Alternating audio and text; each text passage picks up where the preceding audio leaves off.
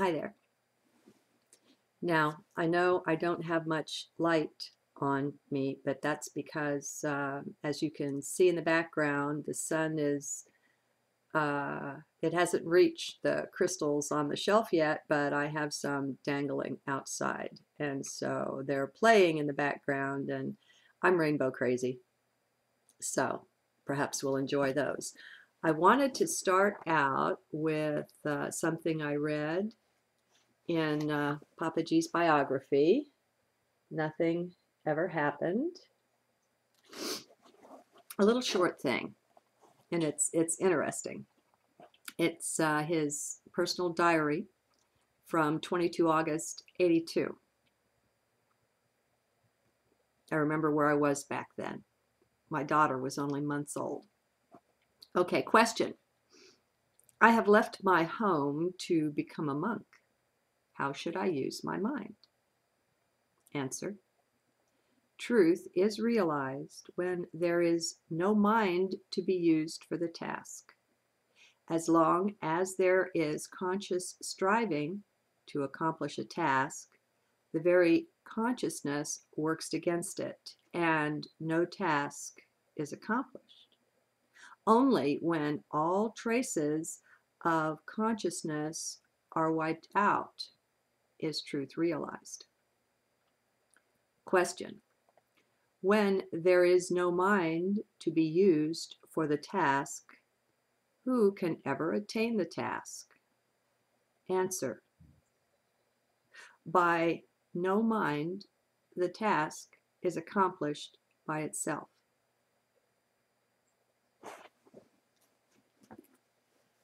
I don't know about you, but I love that. This world that we're in is very much a dream.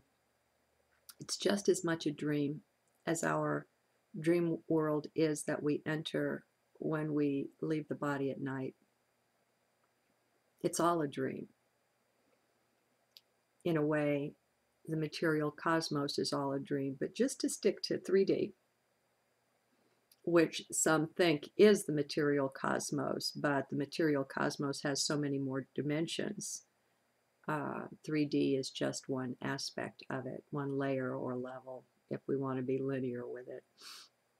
So, again and again, I go back to the fact that the atom is empty.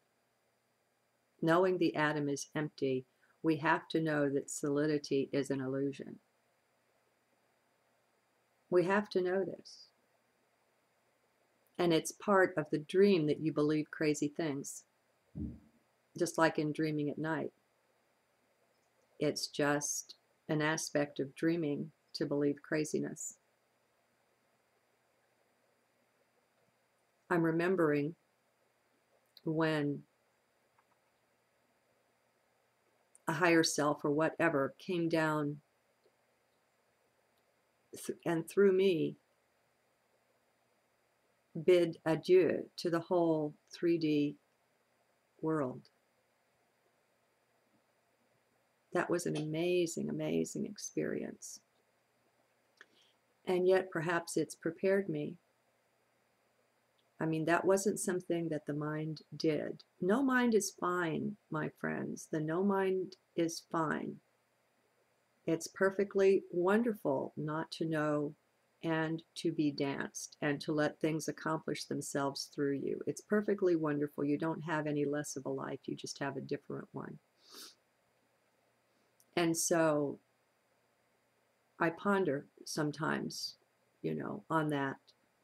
What I like to say is I put things in my heart. Did you know, by the way, that the heart, the physical heart, produces neurotransmitters, which by definition are brain chemicals? Brain chemistry is produced in the heart.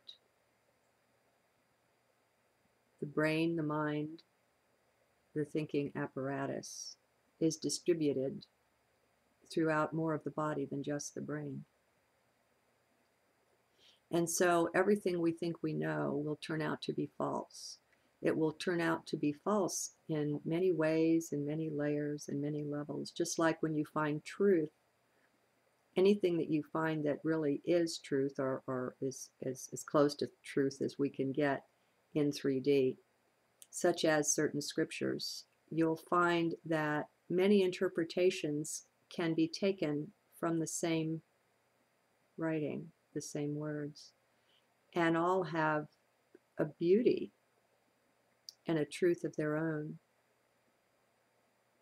It's really good to be letting go of attachment to these bodies that we use here. But we don't just use the bodies, we don't realize it, but all the trees, all the houses, all the cars, and all the everything is also our creation. We can realize it. We don't tend to. I guess maybe it's just so much fun to play in amongst it. I want to read you something else from here. I really hadn't planned to do this. He notes things down sometimes, like from Kabir, that was one of his favorite poets, and from the Bhagavad Gita and different things. Now, this is a wee bit longer. It's from 3rd and 4th October of 82, and it talks about freedom from the Bhagavad Gita, starting at 14:21. Arjuna said, "What are the marks of him who has risen above the 3 gunas, and what is his conduct? And how, Lord, does he rise above the 3 gunas?"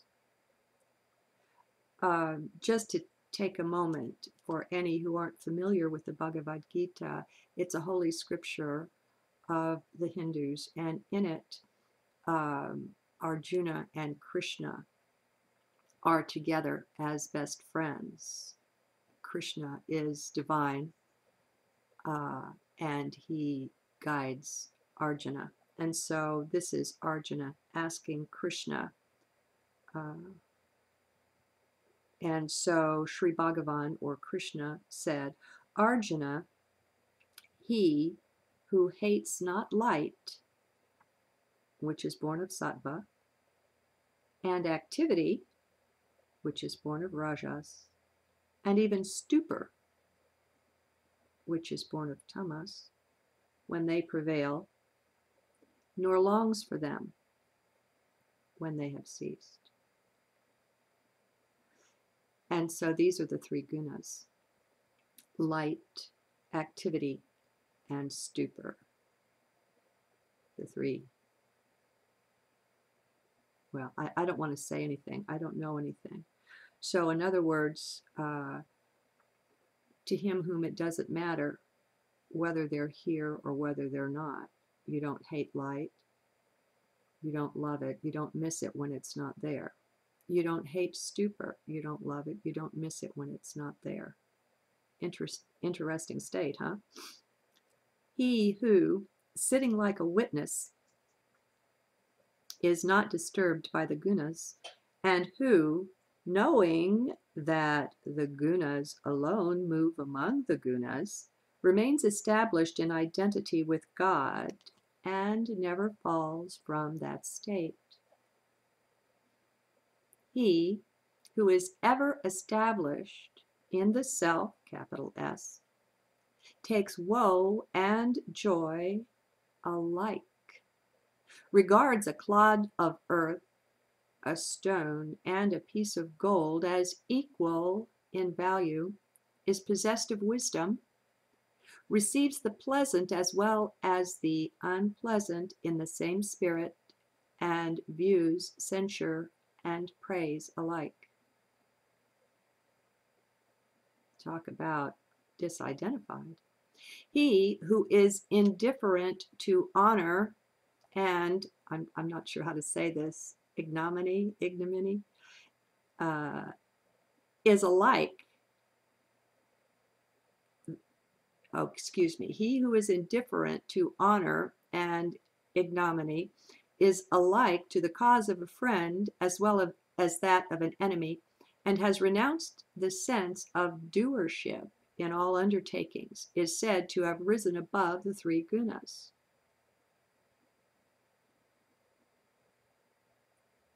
He too who constantly worships me, or God, through the yoga of exclusive devotion, transcending these three gunas, he becomes eligible for attaining Brahman, which I believe is the highest state. But again, don't trust me. For I am the ground of the imperishable Brahman, of immortality, of the eternal virtue, and of unending, immutable bliss.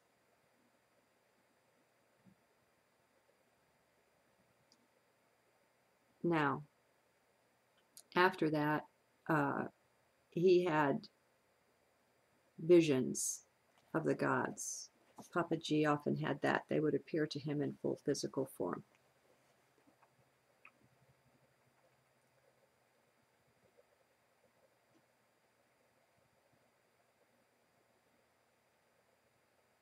There is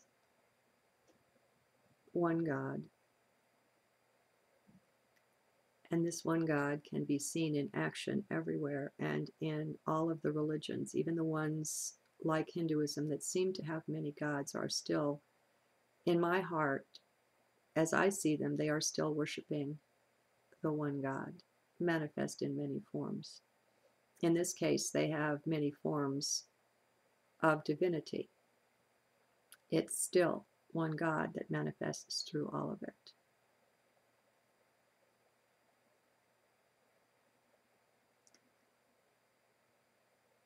Papaji, in his journals, you can watch him going through a lot. He wants to know the origin of creation, and he never quite seems to be able to get to it. But he is more and more in this early 80s journaling talking about how he's experiencing dreams. He seems awake in various dreams and lives whole lifetimes in dreaming, where in the dream he'll have the waking, the sleeping, and the dreaming state even in the dream. And it'll be a completely different reality. And it's like it is the king dreaming it's a butterfly, or is the butterfly dreaming it's a king? One of the most fascinating near-death experience stories that I've witnessed is where the person was saying he was being shown his various lifetimes, and in one of them he was a spot on a butterfly's wing. And he tries to describe the joy of it.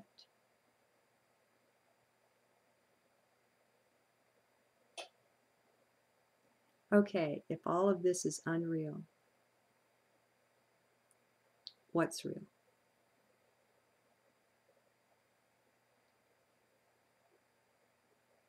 We all have to answer that for ourselves.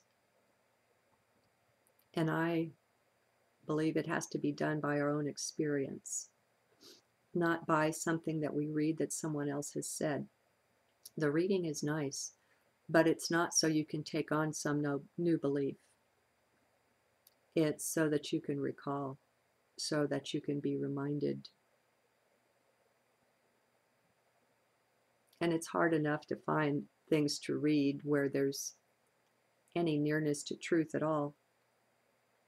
But you can find it in fiction as well. I mean, what is truth isn't easily answered. And any answer that mind would give would be inadequate. It's the no mind. It's the non-doing. And in this is found, I don't know, I'm going to use words. It's not that, but it's almost as if there's a current. There's an underlying current to the whole of 3D, and it's flowing. It's a massive river, and it's flowing under that, and its beauty is inexpressible. And as we fall in with it, we're carried along on a current of joy.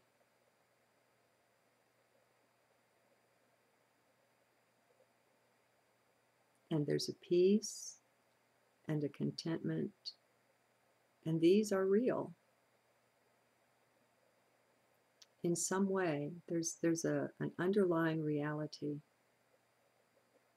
Remember the Beatles song, Everything is Beautiful in Its Own Way? They really had something there. Just like anything is possible, everything that happens is blessing. And it's up to us to shift our vision so that we can see it like that.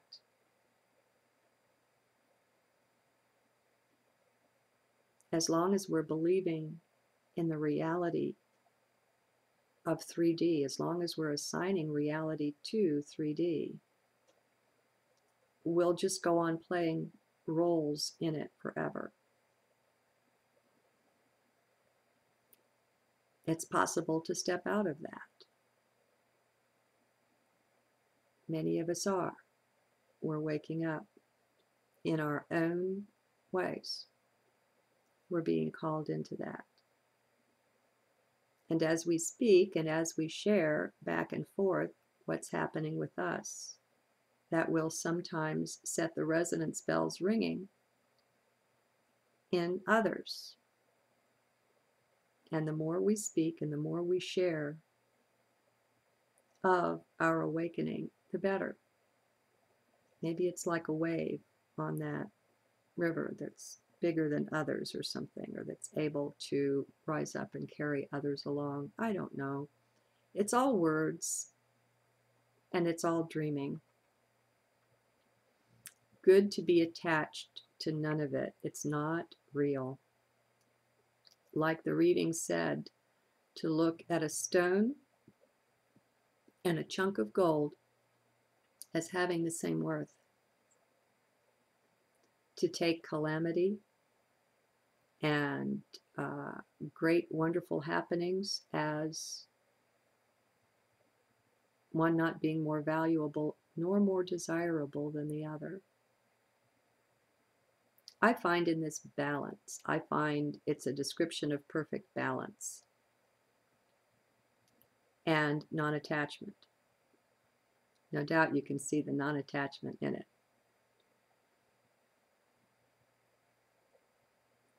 Okay, I guess that's enough. Have a beautiful and blessed day.